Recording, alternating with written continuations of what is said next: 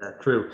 And then the final thing I just wanted to touch on, even though I said that last thing was the final thing, it's just kind of brought on from this. There is another kind of category, and this is like if you do have, we'll call it genetic, familial, whatever you want to say, like issues that you know are somewhat treated by getting stronger in general, or at least getting things into different ranges. For example, like I have Viking's disease, you know. So for me, I know that that's a, we'll say, a risk factor for, you know, having a hand that's kind of closed over like this, right? So I know for me, I need to strengthen the, you know, straightening out muscles in my hand, muscles, if you will, in my hand, and then also make sure that this, you know, tendons, ligaments, everything gets stretched, you know. And that's obviously just one thing, very, you know, niche. But if you're not um, exposing yourself to forces that are going to help with the different genetic, familial, whatever the fuck issues that you have going on, like they're not going to inherently get better. You know, they're not just going to, like, if you just leave them alone and be like, oh, it'll get better. Like, obviously that works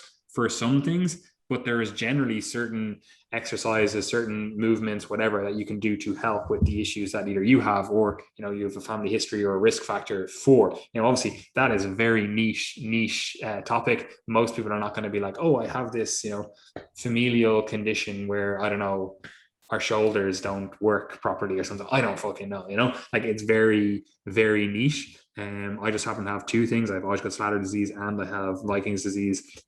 So I'm just a little bit more aware of that, because I know for myself, like if I didn't expose myself and strengthen my body in, you know, different ways, those two things could very potentially be somewhat debilitating. You know, like I even know, like I have Osgood-Schlatter worse on one of my knees, and I know, for example, myself, if I sit for long periods of time, like on an airplane, now, granted, I am whatever 6'5" and a bit, that it's just not going to feel good, you know.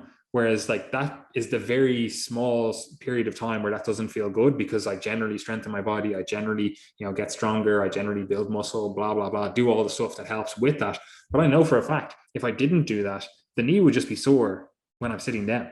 The knee would just be sore in everyday life, you know. So getting stronger and actually building a, you know, a resilience to the joint, the structures, etc., like is obviously very beneficial for my general everyday life, you know. And that is the case for a lot of things. And even though we've just been focusing a bit more on the sports specific there for a second, like even if you are just a general population person, and if you have little niggles, little injuries or whatever, like you can keep on top of them, do some rehab, some prehab work, and get significantly better, you know, daily life function as a result.